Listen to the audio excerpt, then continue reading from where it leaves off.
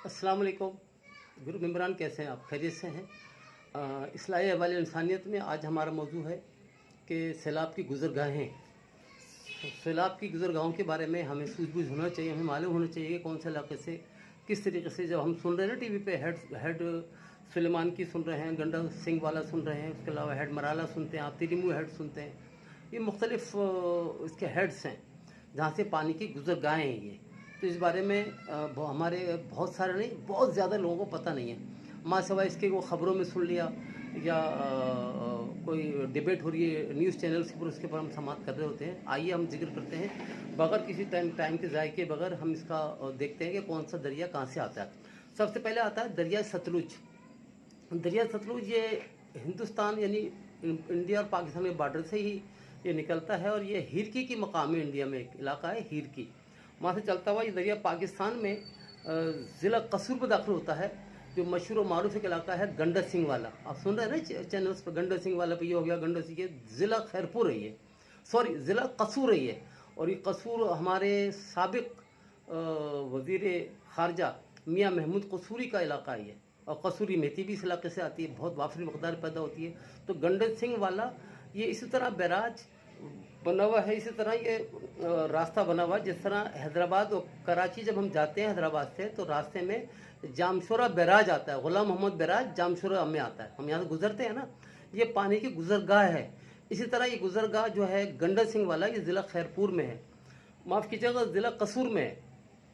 और पानी हिरकी से होता हुआ जब गंडा सिंह वाला आता है तो खैरपुर,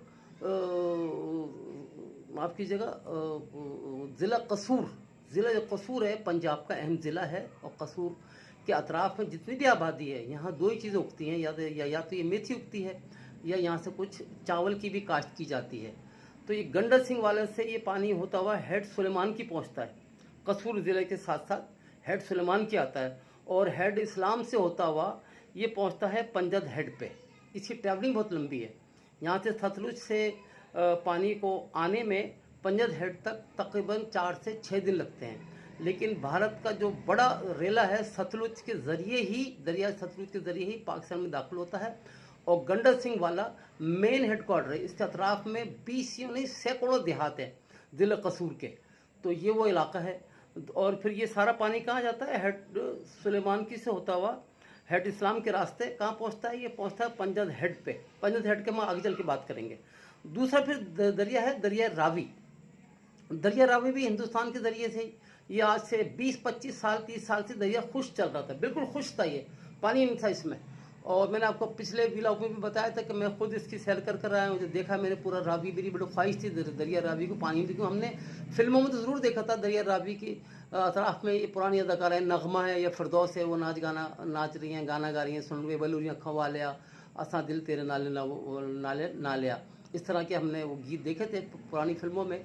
तो ये दरिया रावी का ही किनारा होता था। लेकिन 20-25 साल से ये दरिया रावी क्या खुश्क हुआ, हमारी फिल्म इंडस्ट्री भी खुश हो गई, तबाह और बर्बाद हो गई। दरिया रावी का सारा इंसार लाहौर को, पाकिस्तान की जो रीढ़ की हड्डी है लाहौर, पंजाब की रीढ़ की हड्डी है, ये पानी सप्लाई करने का सबसे बड़ा ज़रिया था, सबसे बड़ा वाहिद ज़रिया जो था दरिया रावी था।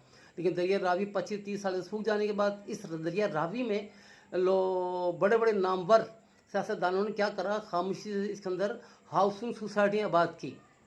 जैसे कि अभी आप देख रहे हैं एक बहुत बड़ी कोऑपरेटिव सोसाइटी है जो तबाह हुई है इस वक्त, जिसके चेयरमैन विफाक के वज़ीर अब्दुल अलीम साहब जो हैं, अब्दुल अलीम पंजाब से ताल्लुक़ है इनका, पहले ये पीटीआई में थे, अब ये मुस्लिम लीग में शामिल है। और शामिल होकर इन्होंने क्या करा कि अपने आप को बचाने के लिए, इस अपनी कोऑपरेटिव सोसाइटी बचाने के लिए ये विफाकी वज़ीर बन गए। मौजूदा गवर्नमेंट में ये विफाकी वज़ीर हैं। अभी कल परसों कराची भी आए हुए थे अब्दुल अलीम साहब। तो इनकी सोसाइटी में 1.5 से 2 करोड़, 2.5 करोड़, 3 करोड़, 4 करोड़ रुपए का एक बंगला बिका है। वो सारे का सारा ज़ेर आब आ गया, क्योंकि इंडिया ने क्या करा, रावी में पानी छोड़ दिया। जब उनके ओवरफ्लो हुआ और उनके तमाम बंद जो बड़े बड़े रास्ते पानी के ब्रिज हुए, तो उन्होंने क्या करा, पानी माधुरपुर एक इलाका हिंदुस्तान में, माधुरपुर हमारे बॉर्डर पे है, वहाँ उन्होंने पानी छोड़ा। वो पानी छोड़ जैसर के रास्ते सीधा शाहदरा लाहौर में आ गया। कहाँ आ गया? शाहदरा में। जब आप लाहौर से ऑनवर्ड गुजरात इस्लामाबाद जाते हैं तो लाहौर से निकलते ही शाहदरा आता है। जैसे हैदराबाद से निकलते ही जामशोरा आ जाता है, कोटरी आ जाता है, बिल्कुल बीच में ये हेड है एक पानी का।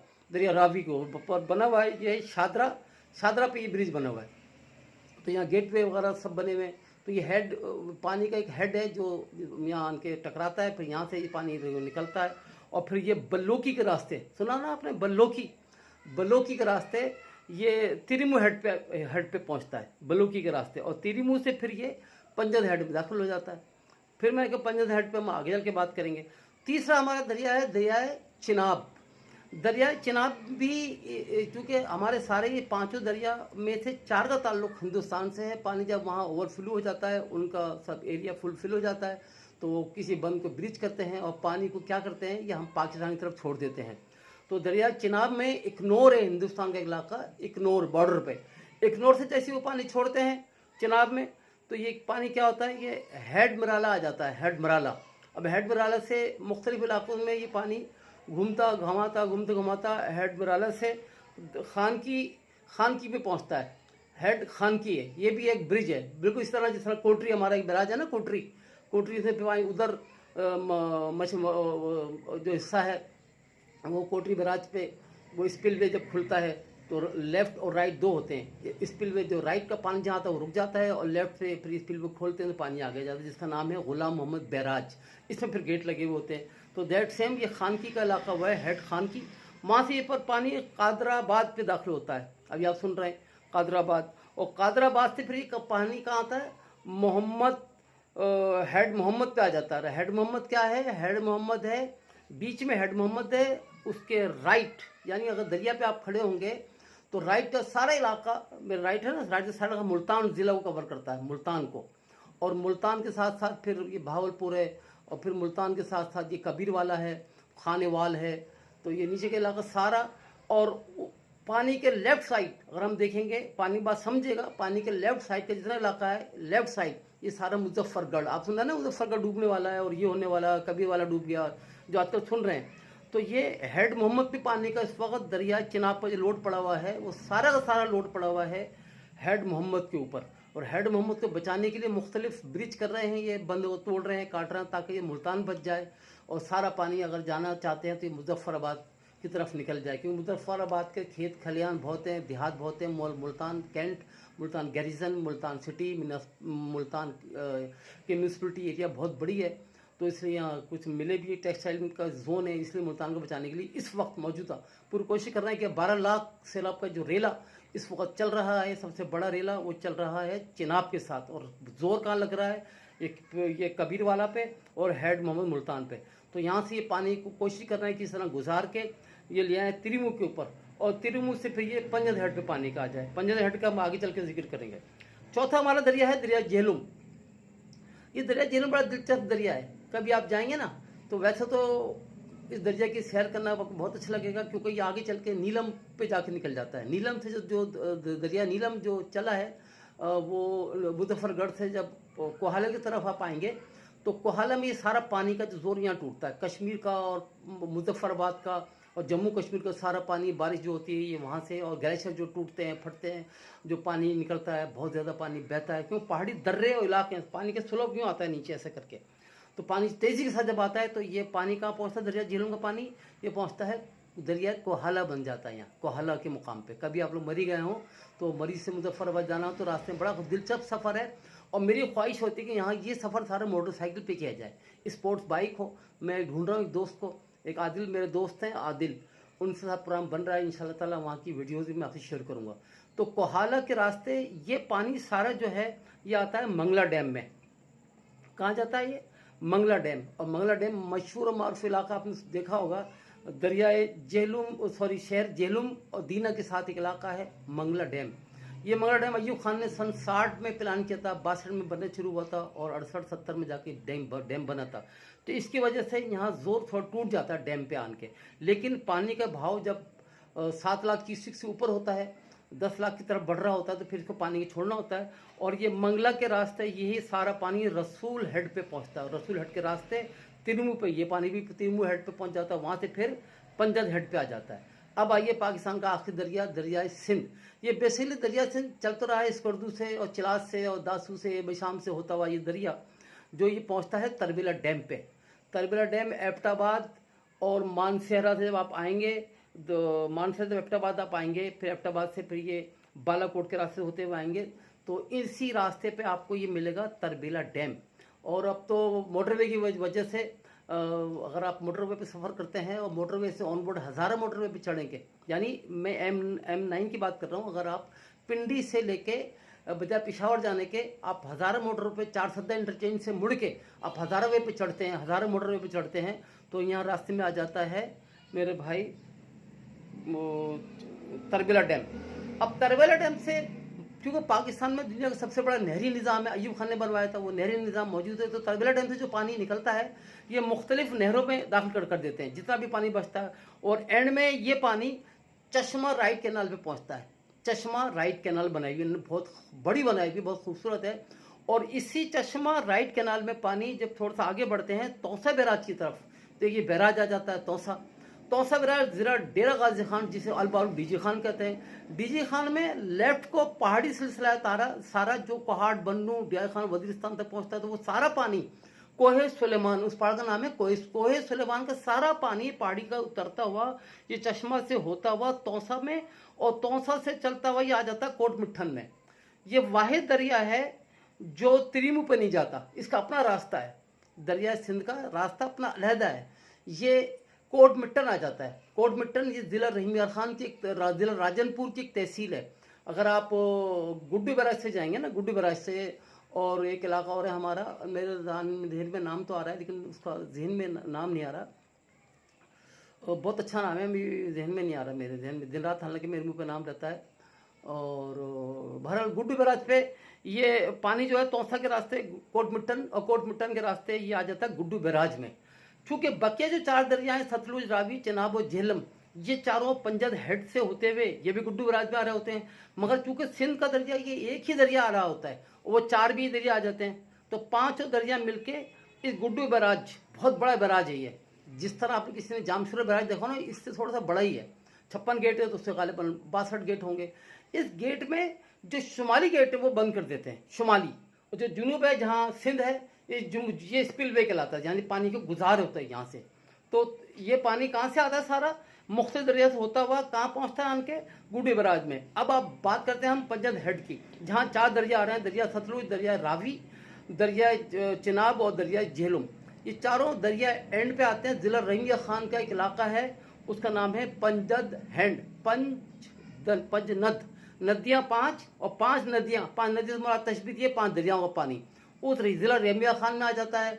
और ये एक इलाका है चाचड़ा, खानपुर और लियाकतपुर, और उसके बाद फिर बहावलपुर, सुना होगा आपने नाम, अहमदपुर, लम्बा अहमदपुर, अहमदपुर शर्किया से फिर बहावलपुर, और बहावलपुर के बाद फिर लोधरा, फिर मुल्तान। ये पूरी बेल्ट है मेन नेशनल हाईवे की। तो चाचड़ा पे ये एक जो मशरक़ी किनारा है चाचड़ा पे लगता है, और मगरबी किनारा जो है वो कोट मिट्टन को, बीच में सारा पानी पानी। तो अतराफ में जितने देहात हैं, ये जो कच्चे का इलाका आप सुनते हैं, कच्चे का इलाका ये यहाँ से शुरू हुआ है और घोटकी शिकारपुर तक है सारा कच्चे का इलाका। नियर अबाउट कोई 50 से 100 किलोमीटर की पट्टी है पूरी, जिसमें डाकू रहते हैं। अब सवाल पैदा ये होता है कि ये जो डाकू हैं इस 100-150 किलोमीटर के जंगलात में जो रहते हैं, ये कहाँ जाएंगे? अब फंसे हैं ना आनके। इसे कहते हैं कि बकरे की माँ कब तक खैर मनाएगी, कभी तो छुरी के नीचे आएगी ना। तो आज देखें गरीबों को लूटने वाले डाकू, तावन तलब करने वाले किसानों को, और बहुत मुश्किल से, मैं क्या आगे अल्फाज बताऊँ, मैं बता नहीं सकता, कि हमारी बहनों बेटियों को उठा के अगवा करके वहाँ ले जाते हैं उन इलाकों में ना, बहुत ज़्यादा उनसे काम लेते हैं, रोटी पकवाते हैं, खाना पकवाते हैं, पता नहीं क्या कुछ करते हैं। तो मुख्तसर ये कि अब वो इलाके भी इज्जत में आ गया है।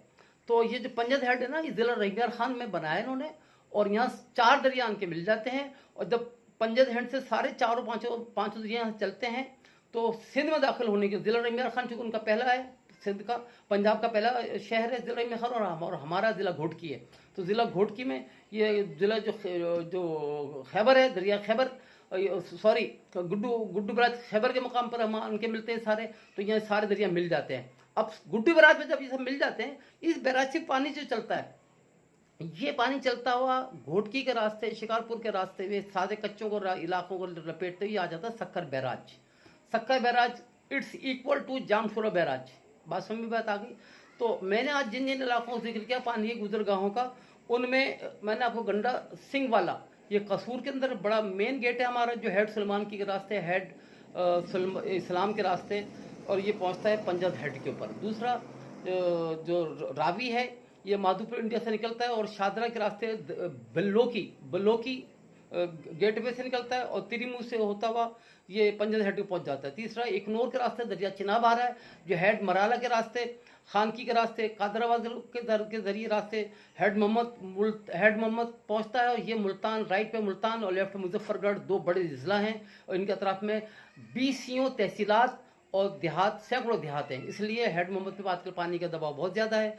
इसके अलावा दरिया झेलम से जो पानी आ रहा है वो मंगला डैम से होता हुआ, रसूल हेड से होता हुआ तिरिमू पहुंचता है और तिरिमू हेड से पंजाब जैसे मैंने बताया पंजनद पे पहुंचता है। पंजनद जो जिला रहमियार खान का शहर और आखिरी और शहर है पंजाब का और हमारा। उसके बाद फिर सिंध में गुड्डू बैराज पे आ जाता है। इसी तरह दरिया सिंध में स्कर्दू, तरबेला, चश्मा से होता हुआ तौसा बैराज और तौसा बैराज से कोटमिट्टन के रास्ते गुड्डू बैराज में। ये सारे दरिया जब यहाँ आ जाते हैं तो अब गुड्डू पर लोड पड़ता है। माजी में 1900 गालिबन 72-73 की बात है, 72-73 की जब बहुत बड़ा सैलाब आया था, उस वक्त ये 12 लाख समथिंग कुछ क्यूसिक पानी वहाँ से रेला इस यहाँ से गुजरा है।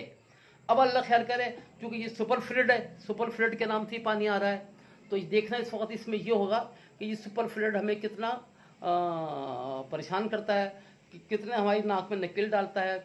गवर्नमेंट ऑफ सिंध वो तो ये बात बोलती है कि हमने पूरी तैयारी कर ली है, हमने पूरी कोशिश कर ली है। देखें क्या कोशिश करिए, अभी तो जब आपको आके मालूम होगा कितने ब्रिज पीछे तोड़ता हुआ आया, तबाहियाँ कितनी हुई हैं पीछे। स्पेशली मैं मिसाल दूंगा, जो सबसे बड़ी तबाही हुई है वो चिनाब के रास्ते बहुत तबाही हुई है, क्योंकि सियालकोट, पूरा सियालकोट, डस्का, समड़ियाल और पसरूर और उसके अलावा नारोवाल, इतनी बड़ी तबाही हुई है, इतनी बड़ी तबाही है कि संभलने में भी 1 साल नहीं, 1 साल बाद तो फिर सैलाब आ जाएगा, 10 साल चाहिए। सियालकोट की पूरी चमड़े की इंडस्ट्री, जो क्रिकेट की बॉलें बनती हैं, फुटबॉलें बनती हैं, बहुत बड़ी इंडस्ट्री है, दुनिया की सबसे बड़ी इंडस्ट्री स्पोर्ट्स की सियालकोट में है। पूरी इंडस्ट्री बैठ गई है। हमारा करोड़ों अरबों नहीं खरबों का नुकसान होगा। हम जब हिसाब लगाएंगे ना तो हिसाब देखेगा। तो मुझे उम्मीद है खुदा की इजाज़त से आपकी समझ में सारी बातें आ गई होंगी। अल्लाह ताला मेरा और आपका हामी नासिर और सिंध में जब ये दरिया का पानी आए तो हम सबकी हिफाजत करें। अस्सलाम वालेकुम वरहमतुल्लाहि वबरकातुहू।